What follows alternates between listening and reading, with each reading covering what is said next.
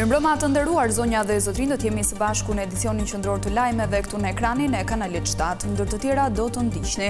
11 protestues të opozitës janë arrestuar në fund të tubimit të 7 të Partisë Demokratike kundër qeverisë. Berisha lajmëron se protestat nuk do të ndalen. Monitorimi i shkollave dhe ambienteve publike me kamera inteligjente ngresh shqetësimin për zënimin e privatësisë. Ligji ndalon keqpërdorimin e të dhënave. Bordi i Transparencës vendos të ulë çmimin e karburanteve, nafta shitet me 197 lek, ndërsa benzina me 172 lek, reflektohet rënja në bursë. Ferma VIP ofron sërish spektakël, surpriza dhe emocione. Mbrëmja 7 nuk pati eliminime, të hënën largohet një prej konkurrentëve në televotim.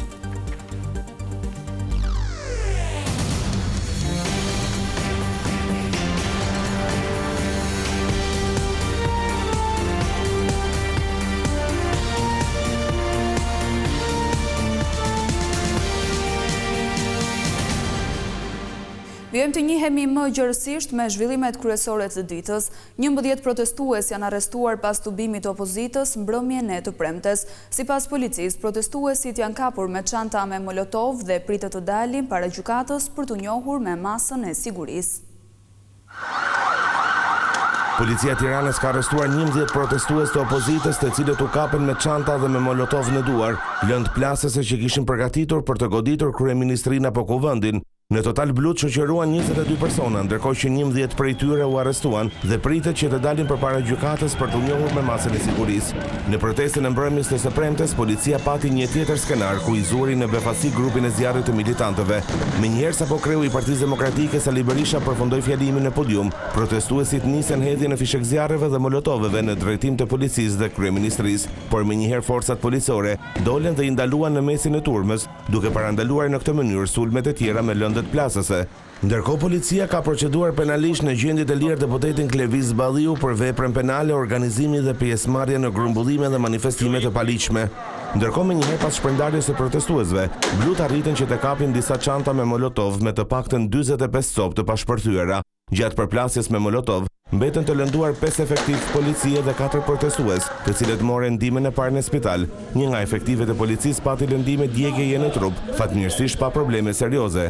Të lënduar nga gazi i lotësiedhës mbetën disa deputetë opozitës apo përfaqësues të Partisë Demokratike, të cilët gjithashtu u mjekuan në spital. Pas kryeministrisë, protestuesit me në krye Flamur Nokën dhe disa ligjvënës të tjerë të së djathtës ju drejtuan kuvendit, por kordoni policor u bllokoi atyre rrugën, edhe pse tentuan që të çajnë kordonin policor. Largimi i tyre pas përplasjes fizike u bë me mjetet ujëhedhëse. Kryetari i Partisë Demokratike Sali Berisha deklaroi se protestat kundër qeverisë do të vazhdojnë deri në largimin e kryeministrit Edi Rama. Në një bashkëbisedim në rrjetet sociale, kryedemokrati deklaroi se protesta është vetmja rrugë në betejën kundër qeverisë, ndërkaq Berisha dënoi dhunën që sipas tij forcat e policisë ushtruan mbi protestuesit. Kryetari i Partisë Demokratike Sali Berisha zgjodhi komunikimin me qytetarët në rrjetet sociale për të lajmëruar se opozita nuk do të heqë dorë nga protestat. Një ditë pas tubimit të 7 të opozitës, Berisha deklaroi se çdo skenar për betejën politike është i hapur, përfshi edhe vendosjen e çadrave në bulevard para godinës së kryeministrisë. Çdo variant do studiohet, por një gjë i dashur më arrim. Ne nga protesta s'heqim dorë kurrë dhe nuk ndalohemi. Ne do bëjmë gjithçka për të bashkuar me forcat tjera politike opozitare. Dhe unë prapë sot u bëj thirrje atyre. Është koha të veprojmë së bashku kundër një armiku të egër të qenjes shqiptare. Berisha komentoi edhe arrestimin e 11 protestuesve nga forcat e policisë mbrëmjen e së premtes, duke i cilësuar të paligjshme. Ne ndjekim të gjithë guximtarët tanë të arrestuar nga policia pa asnjë fakt dhe krejtësisht për qëllime politike. Nga ana tjetër, kryetari i Partisë Demokratike akuzoi policinë për përdorimin e dhunës ndaj protestuesve. Kjo është policia e parë në botë që përdor sprajin e ariut kundër qytetarëve dhe protestuesve.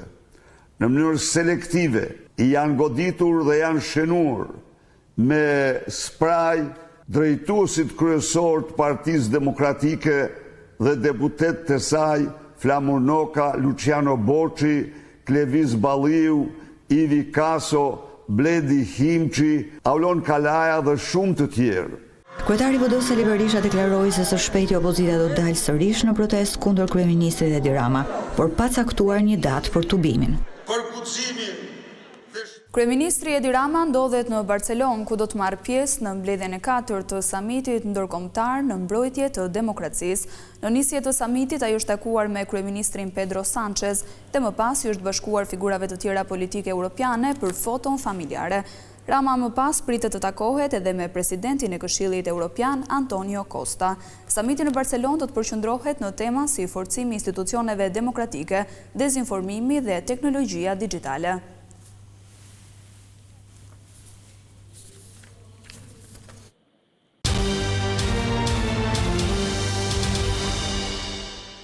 Bordi i transparencës ka vendosur të ulë me 13 lekë për litër çmimin e naftës. Nga kjo shtu, nafta do të shitet 197 lekë për litër, ndërkohë benzina do të shitet me 172 lekë, 4 lekë më pak se një ditë më parë. Çmimet e caktuara nga bordi hynë në fuqi para ditën e kësaj të shtune dhe do të jenë të vlefshme deri në mbledhjen e ardhshme të bordit. Rënia e çmimit të karburanteve reflekton situatën e krijuar pas rihapjes së ngushticës së Hormuzit një ditë më parë.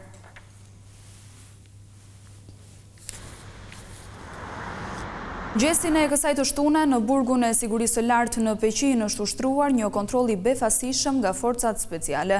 Si rezultat i operacionit u sekuestruan sende të ndaluara si mjete të improvizuara prerse, qarqe të modifikuara elektrike si dhe një sasi e dyshuar lënde narkotike. Një operacion kontrolli masiv është realizuar sot në mëngjes në burgun e sigurisë së lartë në Peqin. Forcat speciale kanë zbarkuar në ambientet e institucionit duke ushtruar kontrolle të imtësishme në çdo qeli, sektor dhe hapësirë të brendshme të burgut, përfshirë regjimin 41 bis. Gjatë operacionit u përdorën mjetet avancuara si detektor special, dron monitorimi, qen antidrog dhe skaner. Efektivët konstatuan dhe sekuestruan disa sende të ndaluara, përfshirë mjetet të improvizuara prerse, kabuj dhe qarqe të modifikuara elektrike. Në një rast u evidentua një sasi e dyshuar lënde narkotike, për të cilën janë ndjekur procedurat përkatëse ligjore. Në kuadër të këtij operacioni gjithashtu u bë mundur edhe transferimi 2 të dënuarve me burgim të përjetshëm, të cilët paraqisnin rrezik për sigurinë. Ky kontroll vjen në një kohë kur siguria në burgje mbetet një nga sfidat kryesore të sistemit penitenciar në Shqipëri, duke shtuar nevojën për kontrolle të shpeshta dhe masa më të forta. Burgu i Peqinit është një prej burgjeve më të populluara në Shqipëri dhe kohët e fundit aty janë transferuar emra të njohur të botës së krimit. Durim Bami nuk do të qëndrojë më në burgun Jordan Misja, i njohur ndryshe si 313, pasi do të transferohet në burgun e Fushkrujës.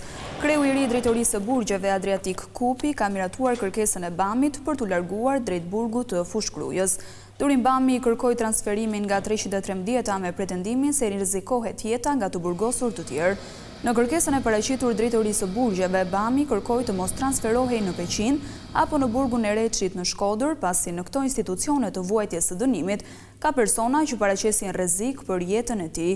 Durim Bami ndodhet në qeli pasi akuzohet se kishte kërkuar vrasjen e ish-deputetit socialist Arben Doka, ndërsa ky i fundit dhe antar të tjerë të grupeve kriminale e donin Bamin të vdekur. Ervisma Ertinaj kishte ofruar 1 milion euro për eliminimin e tij.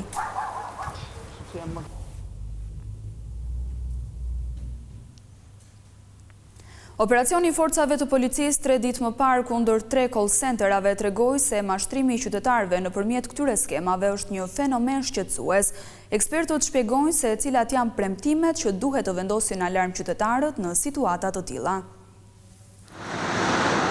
Zhvatja e qytetarëve europian përmes skemave të call centerave që qendrën e ka në Shqipëri nuk është më një fenomen sporadik. Goditja e pak ditëve më parë nga ana e prokurorisë së Tiranës na tregoi se autorët, duke u kamufluar si agent financiar, arritën të transferojnë mbi 50 milionë euro. Por cilët janë indikatorët që një qytetar ka rënë prej një shoqërie fantazëm? Asnjëherë ti nuk mund të fitosh në një kohë shumë të shkurtër para. Domethënë kushdo që ty të merr telefon me një ndjesi urgjence që hidhi sot apo investoj sot sepse për 2 ditë do të bëhen 2 fish apo për 3 ditë do të bëhen 3 fish, kjo është një ndër alarmet kryesore, pra ai flamuri kush i parë. Gjenerimi i këtyre numrave merret nga persona që kanë prirjen për të dashur që të fitojnë. Pra, në momentin që ata futen në një rrjet social, ku ka reklama të ndryshme, fito me një herë apo ti mund të fitosh më shumë dhe i klikojnë këto reklama, ti kuptojnë që ai është i predispozuar psikologjikisht për të luajtur në këto skemat sepse do një fitim shumë të shkurtër. Të numrat të ndryshëm kanë çmime të ndryshme në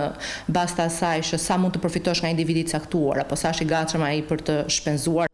Me qindra njerëz, thot ekspertja, mashtrohen çdo ditë ndërsa vëre se janë moshat mbi 50 vjeç, ata që më së shumti bien në grack për shkak të padijes financiare.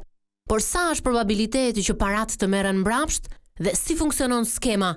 Në qoftë ata investuan 500 euro në momentin e parë, kishin një mundësi që të merrnin 1000 euro mbrapsht.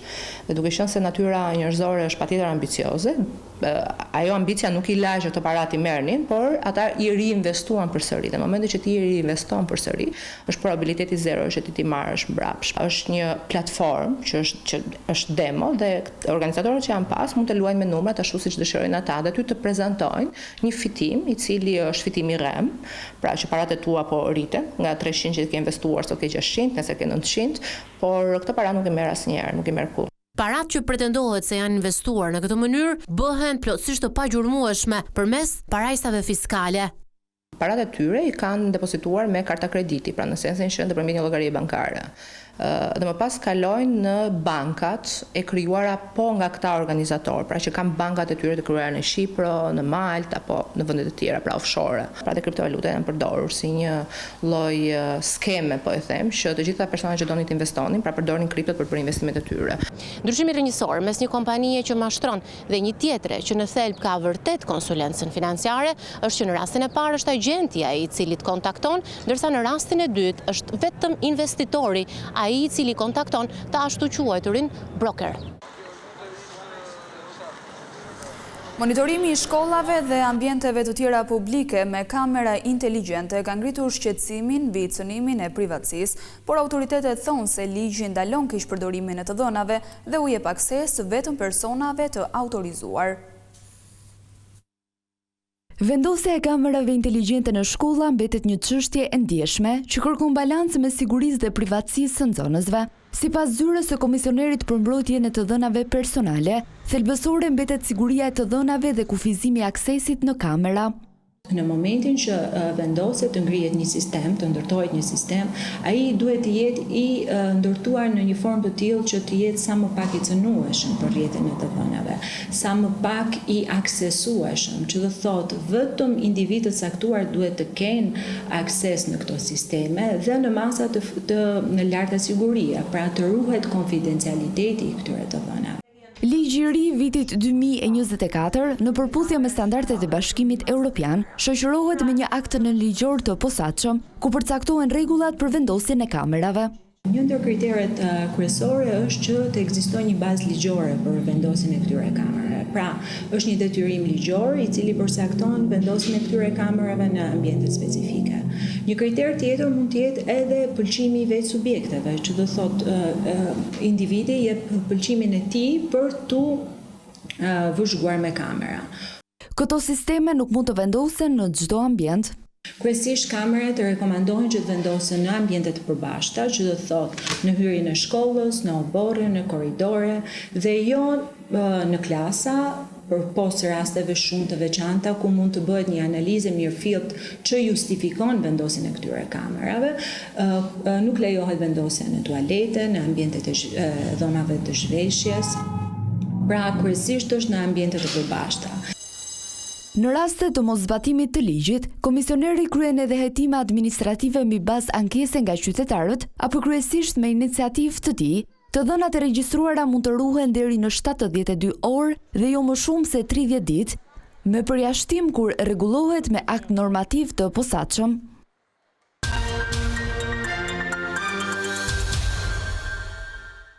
Edhe Prajmi i Shtati, firma VIP, solli një spektakël të mbushur me zhvillime të papritura dhe kthesa të forta, një largim i përkohshëm drejt Gjakovës, deklaratat e Vanesës dhe Indrit, si dhe sfida vendimtare për të nominuarit ritindjeshëm tensioni në ferm, ndërkohë asnjë eliminim këtë javë, por një televotim i hapur për të hënën.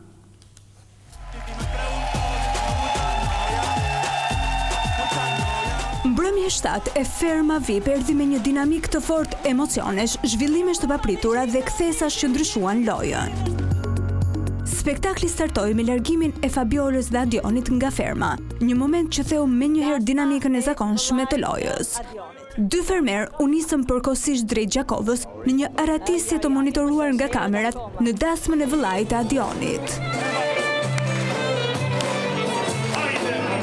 Një nga boshtet kryesore të mbrëmjes ishte padyshim dimensioni emocional i lojës.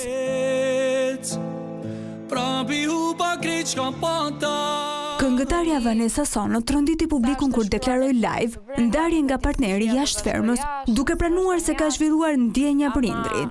Një rrëfim i sinqert që solli një tjetër dinamik në marrëdhëniet brenda shtëpisë. Ama gjës që unë kam lënë jashtë i vendos një kapak dhe për mua është diçka që ka marrë fund. Megjithatë, nga ana tjetër, Indri u shfaqi tërhequr dhe i rezervuar, duke vendosur në plan të parë përgjegjësinë ndaj djalit të tij. Një konflikt i qartë mes ndjenjës dhe arsyes, i cili solli jo pak përplasje edhe mes opinionistëve.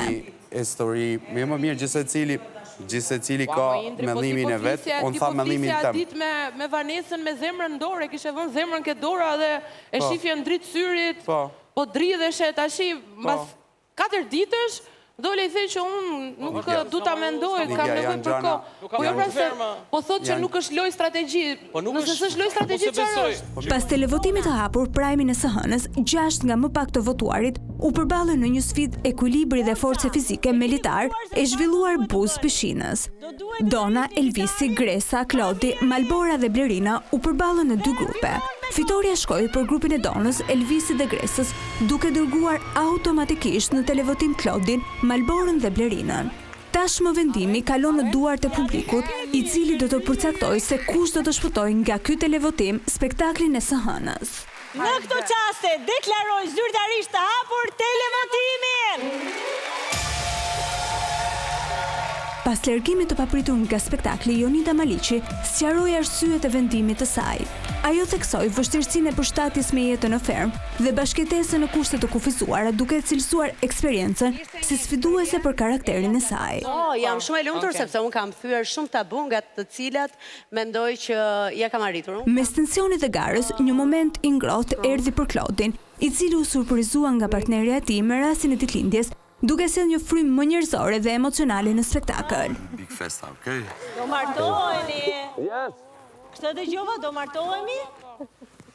Vërtet? Wow! Mes dashurive të reja, krizave personale dhe sfidave fizike, loja po hyn në një fazë ku çdo veprim ka peshë dhe ku publiku mban fjalën e fundit. Ndaj mos u mbisni asnjë moment duke ndjekur çdo ditë në 2 kanale të dedikuara, në platformën YouTube si dhe në përmbledhjen ditore në orën 17, vetëm në ekranin e Vision Plus. Natën e mirë të gjithëve, kalofshi bukur. Natën.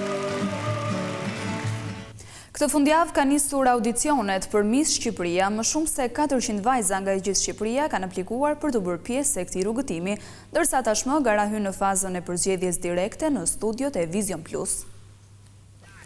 Nga kjo fundjavë dhe përgjatë fundjavës së 25-26 prillit, në studiot e Vision Plus ka nisur zyrtarisht audicionet e Miss Shqipëria, duke shënuar hyrje në një fazë të re të këtij kompeticioni të shumëpritur. Pas përfundimit të aplikimeve online, ku mbi 400 vajza nga e gjithë vendi shprehën interesin për të qenë pjesë e garës, tashmë procesi vijon me audicionet e hapura. Besoj që edhe nga raporti aplikimeve që kanë qenë mbi 430 sa vajza që kanë aplikuar te webi zyrtari i Miss Shqipërisë, besoj që do të ketë ka një interes të jashtëzakonshëm edhe për vetë faktin që ky event prej 28 vitesh nuk ka ndaluar asnjë vit. Edhe në vitet me vështira të pandemisë në 2020-2021 kemi vazhduar ta organizojmë live si gjithmonë. Kështu që kërkesat janë në rritje, edhe kjo tregon faktin që Miss Shqipëria është një brand shumë serioz. Prej vitit 1998, Miss Shqipëria, nën organizimin e Deli Art Association dhe drejtimin e Petri Bozo, është kthyer në një platformë që shkon përtej bukurisë fizike. Kompeticioni promovon historinë, traditën dhe kulturën shqiptare përmes një rrugtimi simbolik në destinacione të ndryshme turistike të vendit, duke vënë në fokus identitetin kombëtar në markën Made in Albania. Miss Shqipëria vazhdon të ruaj traditën e vetë që të mos organizohet asnjëherë në një sallë interieri, pra gjithmonë në natyrë, mbas cirkuitit prej 26 viteve të kalave të trashëgimisë kulturore, gjithë raporteve të monumenteve të kulturës që ne kemi ndjekur në mënyrë rigoroze, do të vazhdoj që vjet tashmë në përparqjet kombëtare dhe qendrat e rinovuara të qyteteve.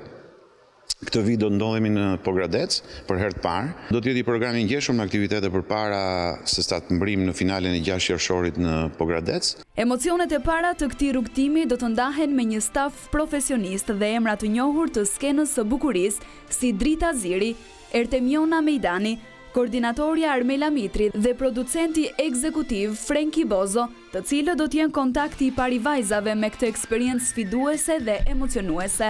Ky edicion shënon dhe rikthimin e Miss Shqipëria në ekranin e Vision Plus me një frymë të re bashkëpunimi dhe synimin për të sjellë një spektakël dinjitoz për publikun shqiptar.